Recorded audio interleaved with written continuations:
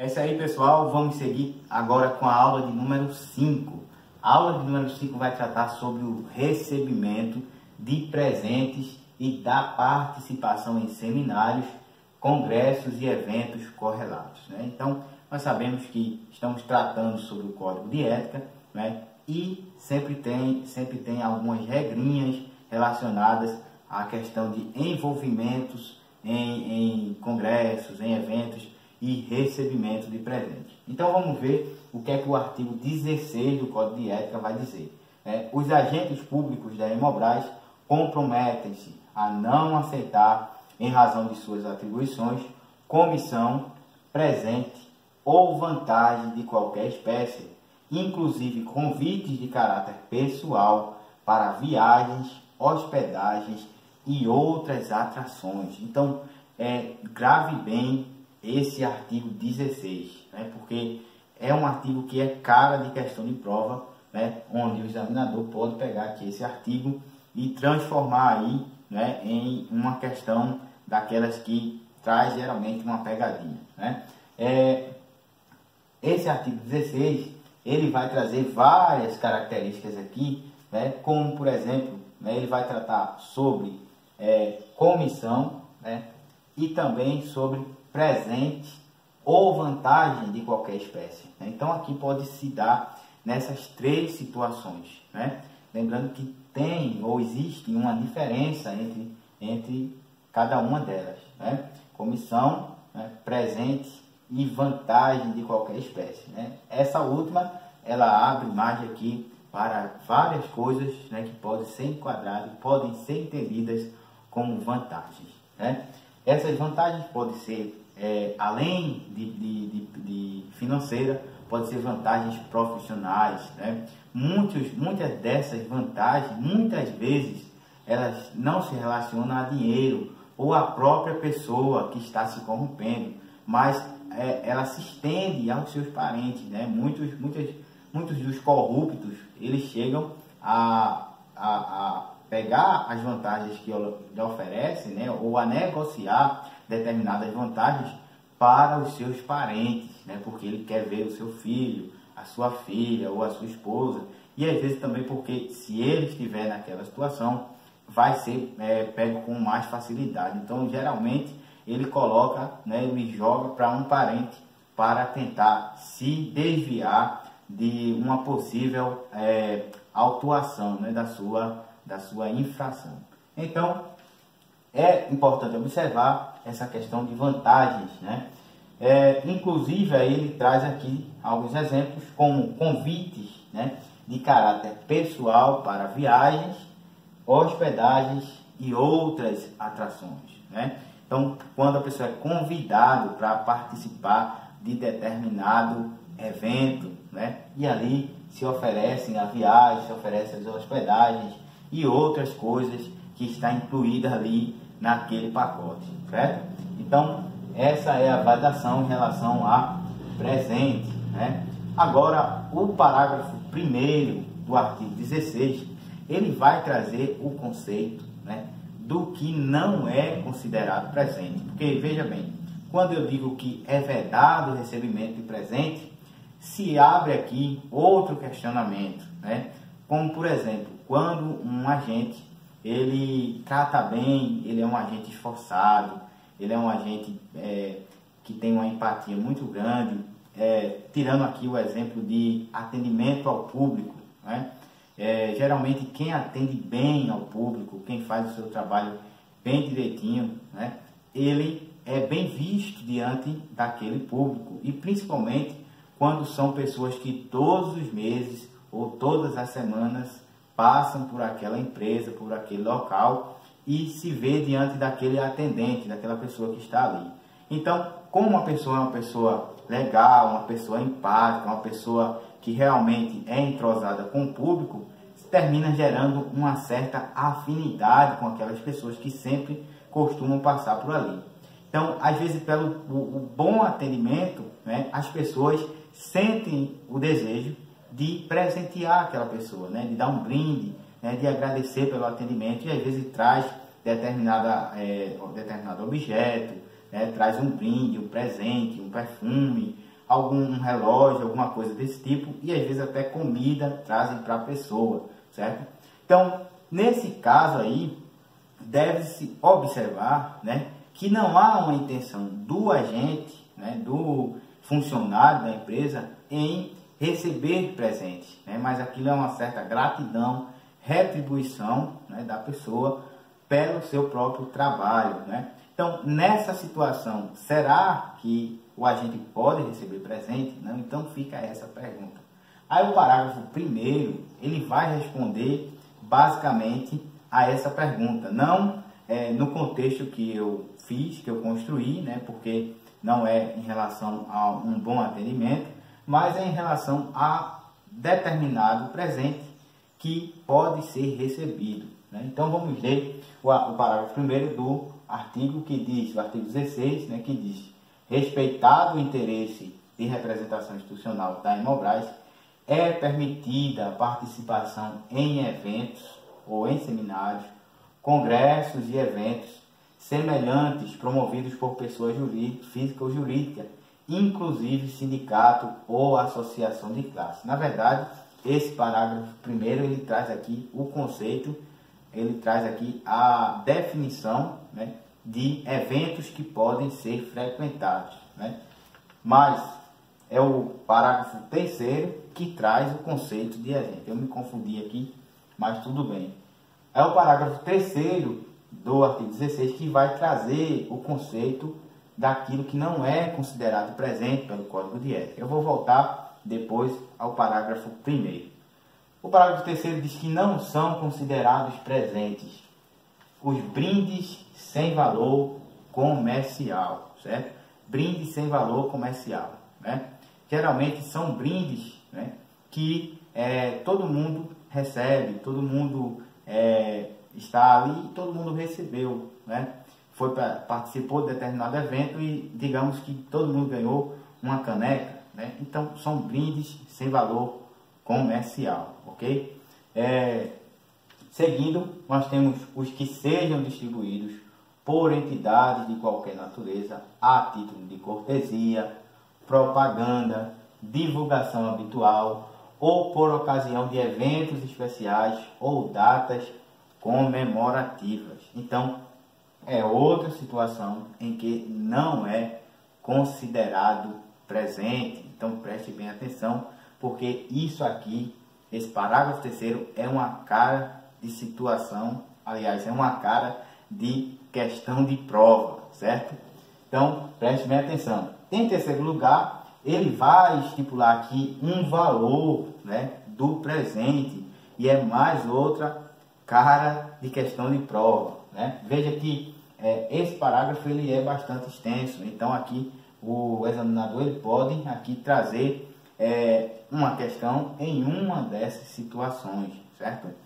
Então, o parágrafo terceiro, a terceira parte que eu que dividi, né, para facilitar o entendimento, a terceira parte vai dizer que são brindes de valor unitário igual ou inferior a R$100, certo? Então, se o brinde que foi dado ele é igual a R$100 ou inferior, então ele não é considerado presente e não vai ser considerado uma falta de ética, certo? Outro sim é desde, e aqui é como se fosse uma condição, por isso que eu coloquei em vermelho, em destaque em vermelho, desde que sejam de caráter geral, portanto, não se destinando a agraciar exclusivamente um determinado agente público, certo? Então veja que aqui se abre outra polêmica, né? Outra polêmica que é quando pode ser, não ser, no caso, considerado R$100, né? Quando é de R$100 ou inferior a R$100, mas pode também ser considerado quando for de R$100 ou inferior, se o brinde não for geral, de caráter geral, né? Então, eu estou no congresso, eu estou numa confraternização e todo mundo recebeu R$100, né? Digamos assim, ou recebeu um objeto no valor de R$100, né? Então, todo mundo recebeu, ok. Agora, se somente uma pessoa recebeu, então aquilo vai ser enquadrado como exclusivamente determinado ao agente público, né? Então, se foi exclusivamente para um agente público, então, mesmo sendo daquele valor de R$100 ou inferior, vai ser considerado presente, entendeu? Então, preste bem atenção nesse parágrafo terceiro. Agora, voltando ao parágrafo primeiro, que é falando sobre os eventos, né? Sobre os congressos e seminários. Então, pode-se participar desses eventos nessas situações, né? Quando promovido por pessoa física ou jurídica, inclusive sindicato ou associação de classe, aí vem a condição, né? E aí onde vocês têm que prestar atenção, a condição em que se pode participar de determinado evento. Se a questão trouxer apenas essa parte primeira do parágrafo primeiro, então a questão vai estar errada, né? Mas se a questão abordar toda essa condição que está em vermelho, a questão vai estar certa. Então preste bem atenção, né? Qual é a condição? Desde que estes não tenham interesse em decisão da esfera de competência do agente público da Hemobras e que sejam tornados públicos a eventual remuneração e pagamento de despesa de viagem pelo promotor do evento. Então, eu tenho aqui duas coisinhas, né? Dois detalhezinhos que eu tenho que gravar. O primeiro é a palavra decisão, né? Existe alguma decisão de interesse lá dentro da Hemobras com o promotor do evento? Se existe, então é vedada a participação. Se não existe, é permitida a participação. A segunda expressão-chave que eu tenho que observar aqui é em relação a tornar público a eventual remuneração e o pagamento de despesa. Então, se foi publicada, se foi colocado, levado a público a remuneração e o pagamento de despesas da viagem, então, nesse caso, não tem nenhuma vedação, não há nenhuma suspeita, ok? Então, seguindo, vamos para o parágrafo segundo, que é em relação aos convites, né? Os convites recebidos deverão ser comunicados à chefia de gabinete da presidência para autorização ou não da participação do agente, né? Então, todo convite recebido deve encaminhar para o gabinete da presidência, ok? Então, agora, o terceiro nós já vimos, né? Que foi em relação aos presentes. E agora o parágrafo 4º vai tratar dos presentes que por qualquer motivo não possam ser devolvidos, né?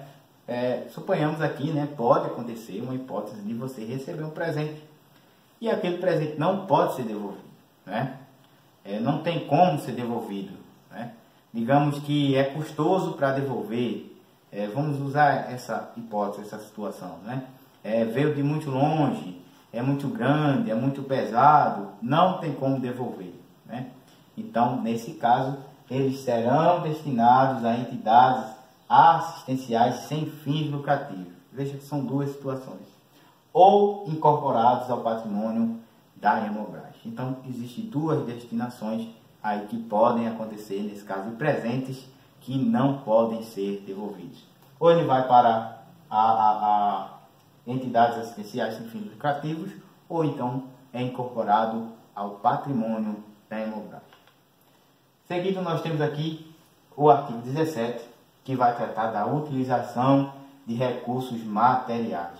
O artigo 17 diz: os agentes públicos da Hemobras, observados os normativos internos aplicáveis, devem evitar o uso de recursos materiais, meios de comunicação e instalações colocados à sua disposição para fins estranhos às suas atividades profissionais, né? Então, isso aqui trata basicamente dos objetos, dos utensílios, né? Dos instrumentos de trabalho, né? Que não podem ser utilizados para fins aqui de fins estranhos, né? Mas também se enquadra aqui dentro de estranhos fins pessoais, né? Eles devem apenas ser utilizados para objeto do trabalho na Hemobras, ok? Então, um exemplo disso é, por exemplo, uma impressora, né? em que a pessoa fica tentando ali imprimir documentos, né, livros e outras coisas que são de caráter pessoal, né, e que não tem a ver com o trabalho, ok? Então é vedado essa questão da utilização de recursos materiais. O parágrafo único diz que no exercício de suas atividades, os agentes públicos da Hemobras devem preservar o patrimônio na instituição traduzido em termos de equipamentos, materiais, informações tecnológicas e facilidades operacionais, certo, gente? Então, trata da preservação em relação aos materiais. Agora, para finalizar nossa aula, eu coloquei aqui numa tabelinha, né, que o artigo 18, 19 e 20, que tratam dos assédios, né? E nós temos aqui que o Código de Ética ele vai trazer basicamente 3 assédios, né? O assédio moral, o assédio sexual e o assédio organizacional. Então, esses artigos eles vão trazer aí os conceitos de cada um desses assédios, né? E lembrando que devem ser bem observados por vocês, porque eles vão representar aqui, eles podem, né, ser objeto de questão de prova, ok? Então, vamos lá. Artigo 18 diz que o assédio moral vai ser qualquer conduta abusiva, repetitiva ou sistematizada. Observe que tem que existir essa característica, ok? Repetitiva, sistematizada, né? Uma ideia de algo contínuo, senão não vai ser considerado assédio moral, ok? Outra coisa, continuando, né? É contra a dignidade ou integridade psíquica ou física. Então, é aquela conduta em que a pessoa está o tempo todo ali, né, importunando você, está ali lhe tirando a sua paz, está ali lhe incomodando, está ali atrapalhando o seu trabalho, né, seja fisicamente ou seja psiquicamente, de uma ou mais pessoas determinadas, degradando as suas condições de trabalho. Então, isso vai ser o assédio moral. Existe isso? Existe. Um exemplo disso é a perseguição, né? Perseguição, nesse caso, não de superior para subordinado, mas às vezes de colega de trabalho. Às vezes a pessoa não é superior, mas ele já tem um certo tempo de trabalho, de serviço naquela empresa, e por ele ter esse certo tempo, é claro, é lógico, né, que ele possui mais confiança com os superiores. E às vezes a pessoa ali, ele faz o que quer, né? A gente sabe que a realidade às vezes é essa. Então ali, por ele ser mais antigo, ele faz o que ele quer, ele manda e desmanda, ele influencia, né? E ele forma grupinhos. Então isso é algo muito triste e complicado, e o Código de Ética ele veda essas situações. Muito bem, seguindo, nós temos o assédio sexual, que eu acredito que vai ser o único que vocês nunca vão confundir quando verem o seu significado, a não ser que a banca, por esperteza, troquem as palavras. Vocês tenham muito cuidado em questões, porque às vezes a gente lê um artigo e simplesmente a banca vai e troca aquela palavra-chave por um sinônimo, né? Que é uma palavra que é diferente, mas tem o mesmo significado, o mesmo sentido. Então, às vezes está ali e a gente não percebeu. O conceito de assédio sexual é constranger outrem por meio de atos e insinuações constantes. Veja que também tem essa questão da continuidade, com o objeto de obter vantagens ou favorecimento sexual. Então aqui também tem a finalidade. A finalidade é obter vantagens sexuais, então se for, vai ser assédio sexual. Se não for, vai ser qualquer outro tipo de assédio, menos o sexual. Seguindo, nós temos o assédio organizacional, né? Artigo 20 diz que é a prática de violência, seja através de ofensas, amedrontamento, pressões, ou através de aparatos e políticas, a estrutura organizacional ou gerencial. E aqui a tabela não deixou continuar, mas fala de forma sutil ou explícita.